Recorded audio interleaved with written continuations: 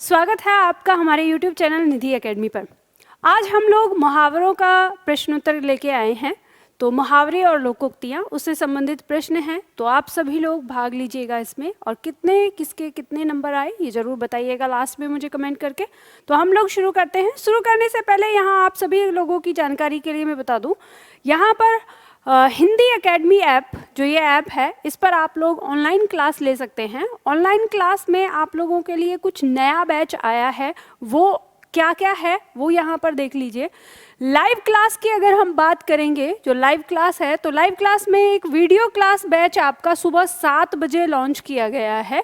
तो ये ग्रामीण विकास अधिकारी यानी वीडियो के लिए जो आपका एग्ज़ाम आने वाला है, तो उस एग्ज़ाम के लिए ये बैच बनाया गया है। तो आप लोग जाके इसमें ले सकते हैं अपने एग्ज़ाम्स के अकॉर्डिंग। और एक कंप्लीट बैच, जो आपका कंप्लीट बैच है, उसमें एक बैच आपका आया है नया फोर्स गार्ड का। ये टारगेट बैच है फोर्स गार्ड के लिए। तो ये UPSSC के अंतर्गत जो आपकी वैकेंसी आई है उसके लिए है, तो आप इसे भी ले सकते हैं। अगर आपको कहीं पे भी दिक्कत होती है तो दिए हुए नंबर पर आप कॉल कर लीजिए, आपको पता चल जाएगा, ठीक है। और पूछ सकते हैं सुबह 9 बजे से शाम के 7 बजे तक। इसके बाद आप सभी लोग शब्दावली की बुक अपने पास रखिए, क्योंकि YouTube पर हम जो कुछ भी पढ़ रहे हैं, यहाँ पर चाहे हम उसमें व्याकरण की चीज़ें पढ़ें, चाहे हम शब्दावली की चीज़ें पढ़ें, उन सब के लिए आपको इस बुक को खरीदना या इस बुक को पढ़ना बहुत ज़्यादा ज़रूरी है, क्योंकि इस बुक में आपके हर टॉपिक को अलग अलग से दिया हुआ है, सेट बना कर दिया है। तो ये बुक आपके पास होनी ही होनी चाहिए। कहाँ मिल रही है या आप ये बुक आपको फ्लिपकार्ट पे और अमेज़ोन दोनों जगह आपको अवेलेबल है, यानी कैश ऑन डिलीवरी करके भी आप इसको मंगा सकते हैं अपने घर पर, ठीक है। चलिए शुरुआत करते हैं अपने प्रश्न की। तो प्रश्न हमारे सामने है, पहला प्रश्न हमारे सामने दिया हुआ है, अपने मुँह मियाँ मिट्ठू बनना का अर्थ है। ए ऑप्शन है अपनी प्रशंसा स्वयं करना, बी ऑप्शन है अपना मतलब निकालना, सी ऑप्शन है अत्यधिक प्रिय होना, और डी ऑप्शन है बहुत समय बाद दिखना। तो देखो, हम मुहावरे को देखते हैं यहाँ पे जो दिया है, अपने मुँह मियाँ मिट्ठू बनना, मतलब अपने ही मुँह से अपनी ही तारीफ करने को हम कहते हैं। तो आप सभी लोगों को आंसर इसमें दिख गया होगा कि आंसर क्या होगा, यानी अपनी प्रशंसा स्वयं करना। तो जो व्यक्ति अपने बारे में बहुत बढ़ा चढ़ा के बातें करता है, बहुत बड़ी बड़ी बातें करता है, उसी के लिए हम प्रयोग करते हैं अपने मुँह मियाँ मिट्ठू बनना, ठीक है। तो इसका आंसर क्या हो जाएगा? ए आंसर हो जाएगा। आप सभी लोगों ने बता दिया होगा। अगला प्रश्न लेते हैं, प्रश्न संख्या 2, आँख का पानी ढलना। आँख का पानी ढलना, इस मुहावरे का सही अर्थ होगा, क्या अर्थ होगा इसका? ए ऑप्शन दिया है बहुत क्रोधित होना, बी ऑप्शन है निर्लज होना, सी ऑप्शन है बुढ़ापा आ जाना, डी ऑप्शन है मर जाना। तो देखो, यहाँ पे मुहावरा क्या दिया है? आँख का पानी ढलना। देखो, जो व्यक्ति निर्लज हो जाता है या जिसमें कोई लाज संकोच नहीं रहती, उसके लिए कहा जाता है कि इसकी तो आँख का पानी मर गया है या इसकी तो आँख का पानी ढल गया है। तो इसलिए इसमें हमारा जो ऑप्शन है, आंसर जो है वो क्या हो जाएगा? निर्लज होना। बी आंसर हो जाएगा, निर्लज होना, ठीक है, बी आंसर। अगला प्रश्न लेते हैं, प्रश्न संख्या 3। निम्न मुहावरे का अर्थ है, मुहावरा क्या है? इलायची बांटना। ऑप्शन क्या दिया हुआ है? धोखा देना, बी ऑप्शन है दावत देना, सी ऑप्शन है प्रभावित करना, डी ऑप्शन है अपर्याप्त वस्तु होना। तो देखो, जब हम कहते हैं कि इलायची बांटना, तो इलायची बांटी जाती है कब? दावत देने के लिए, ठीक है। इलायची बांटी जाती है दावत देने के लिए, तो इसका जो अर्थ होगा, भावार्थ होगा, वो किससे आएगा? दावत देना से आ जाएगा, और बी आंसर इसका हो जाएगा, ठीक है। चलिए अगला प्रश्न लेते हैं, प्रश्न संख्या 4, ईद का चांद होना। ईद का चांद होना मुहावरे का अर्थ आपको बताना है। ऑप्शन देखते हैं हम। पहला ऑप्शन है खो जाना, बी ऑप्शन है दिखाई न देना, सी ऑप्शन है दूर जाना, डी ऑप्शन है बहुत दिनों के बाद दिखाई देना। तो क्या होगा ईद का चांद होना? इस मुहावरे का भावार्थ क्या होगा।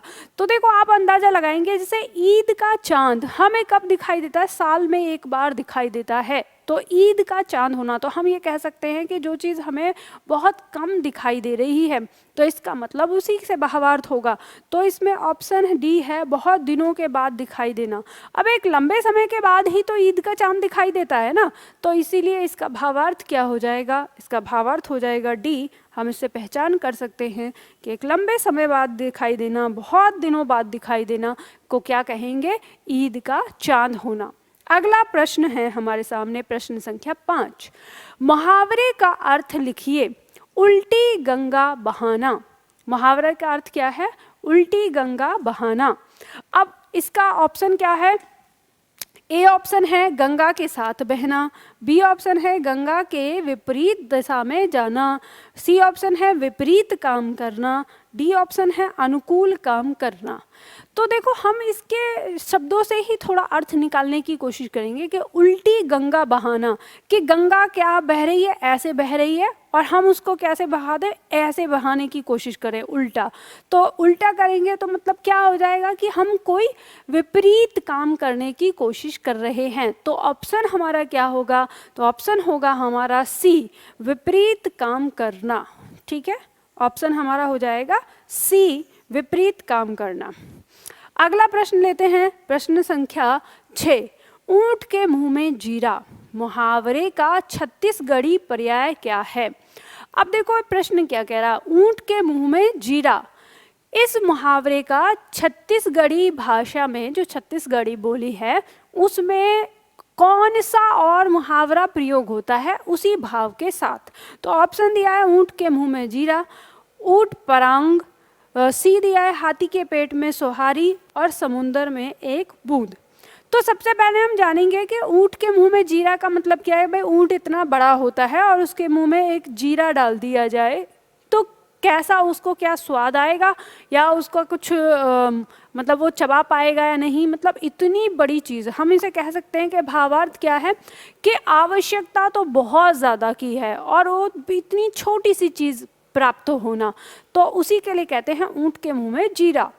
अब इसी के जैसा हमें यहाँ पर क्या चाहिए, छत्तीसगढ़ी का दूसरा मुहावरा चाहिए। तो हम देखेंगे कि हाथी के पेट में सोहारी। तो जो सोहारी शब्द है इसका अर्थ होता है पूरी। पूरी समझते हैं, जो पूरी कचौड़ी बनती है ना होली दिवाली पर, पूरी जो पकवान होता है, पकवान का नाम है पूरी, तो उसे सोहारी को ही पूरी कहते हैं। तो आपको समझ में आ गया होगा कि हाथी के पेट में पूरी। अब हाथी को अगर एक पूरी खिलाई जाए तो क्या हो सकते है, क्या आपको लगता है, ये देखो शब्द पूरी और पूड़ी दोनों ही होता है, ठीक है, अड़ भी होता है, कुछ लोग इसे पूड़ी बोलते हैं, कुछ लोग पूरी कहते हैं, ठीक, दोनों ही शब्द इसमें होते हैं। तो अब ये बताइए कि तो इसी में आपको समझ में आता है कि हाथी के पेट में सोहारी, इसका मतलब, इसका भावार्थ किसके जैसा है, जैसा कि ऊंट के मुंह में जीरा। तो बात समझ में आ गई। तो आंसर क्या हो जाएगा, आंसर हो जाएगा इसका सी। ठीक है, आंसर सी। अगला प्रश्न है, प्रश्न संख्या 7। एकमात्र सहारा मुहावरे का सही अर्थ है। एकमात्र सहारा मुहावरे का अर्थ क्या होगा, तो देखो ऑप्शन दिया है आंखों का तारा, नाक का बाल होना, अंधे की लाठी होना, या आंखें बिछाना। तो एकमात्र सहारा किसके लिए कहा जाता है, तो एकमात्र सहारा हम कहते हैं जैसे अंधे की लाठी, कि ये तो भाई अंधे की लाठी है, मतलब एकमात्र सहारा है। तो यहाँ पे हम इसे, इसका आंसर हमारा क्या हो जाएगा, सी हो जाएगा। अब जैसे देखें, आँखों का तारा होना, इसका मतलब होता है बहुत अधिक प्यारा होना, या नाक का बाल होना, इसका भी भावार्थ होता है बहुत अधिक प्यारा होना, और आंखें बिछाना मतलब होता है इंतजार करना, और ये जो अंधे की लाठी होना मतलब एकमात्र सहारा होना। तो इस तरह से हमें इनके बारे में पता चलता है। चलिए अगला प्रश्न लेते हैं। प्रश्न संख्या 8 है, कच्चा चिट्ठा खोलना का उपर्युक्त अर्थ क्या होगा, मतलब इसका भावार्थ क्या होगा। ए ऑप्शन है सारा भेद खोल देना, बी ऑप्शन है कच्चे काम को पक्का करना, सी ऑप्शन है भेद छिपाना, डी ऑप्शन है कान का कच्चा होना। तो आपको पता है, कहते हैं ना कच्चा चिट्ठा खोलना, मतलब उसके जितने भी राज थे सारे राज बता देना। तो उसे क्या कहेंगे, कट्टा छिट्टा खोलना, उसका भावार्थ हो जाता है। तो इसका ऑप्शन क्या होगा, आंसर क्या होगा, तो आंसर हो जाएगा सारा भेद खोल देना। ठीक है, क्या हो जाएगा, सारा भेद खोल देना। ये आंसर हो गया। चलिए अगला प्रश्न लेते हैं, प्रश्न संख्या 9। खाला का घर का अर्थ होता है, खाला का घर का क्या अर्थ होता है, आसान काम, मौसी का घर, विषम परिस्थिति, या इनमें से कोई नहीं। तो देखो खाला का घर मतलब क्या होता है कि खाला माने होता है मौसी। ठीक है, तो मौसी के घर की अगर हम बात करें तो मौसी का घर कैसा होता है, आरामदायक होता है, कोई काम नहीं करना होता वहाँ, तो प्यार ही प्यार होता है, दुलार, क्योंकि क्या है, मेरी बहन का बच्चा है तो वहाँ पे क्या मिल रहा है, बहुत दुलार मिल रहा है। तो इसलिए कहते हैं आसान काम इसका भावार्थ हो जाएगा कि खाला का घर होना। कहते हैं कि अरे ये काम तो बहुत आसान काम है, तो कहते हैं अरे ये तो तुम्हारे लिए खाला का घर है, मतलब बहुत आसान है। ठीक, इस तरह से। अगला प्रश्न लेते हैं, प्रश्न संख्या है 10। चंदर लगना, चंदर लगना मुहावरे का अर्थ होगा, तो क्या ऑप्शन होगा, ए ऑप्शन दिया है चंद्र ग्रहण करना, बी ऑप्शन है अत्यधिक सुंदर लगना, सी ऑप्शन है शुक्ल पक्ष का आना, या डी मरते समय मनुष्य की आंखों का खुला रह जाना। तो ध्यान रखना ये चंदर लगना उसी को कहते हैं, जो डी ऑप्शन है कि मरते समय मनुष्य की आंखें जो खुली रह जाती हैं उस चीज़ को कहते हैं कि ये तो चंदर लग गया। ठीक है, तो डी आंसर इसका हो जाएगा।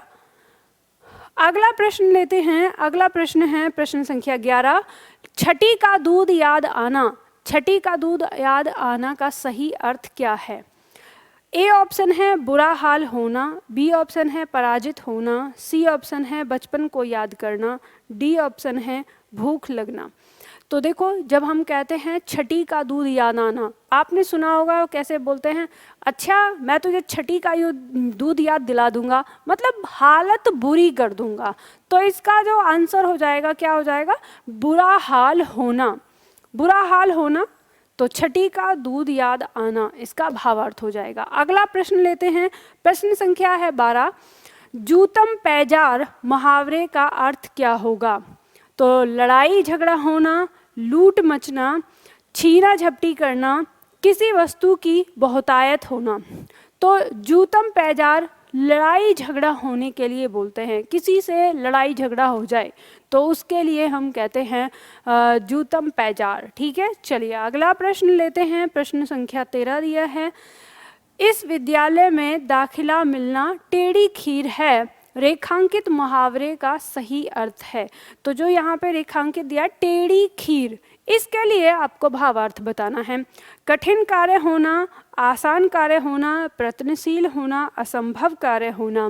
तो कहते हैं कि यहाँ पर तो ये काम करना मतलब बिल्कुल टेढ़ी खीर है। टेढ़ी खीर का मतलब आता है कठिन कार्य से। ठीक है, क्या आएगा, कठिन कार्य से। तो ए आंसर हो जाएगा इसका कि इस विद्यालय में दाखिला मिलना मतलब कठिन कार्य है, बहुत मुश्किल से मिलेगा।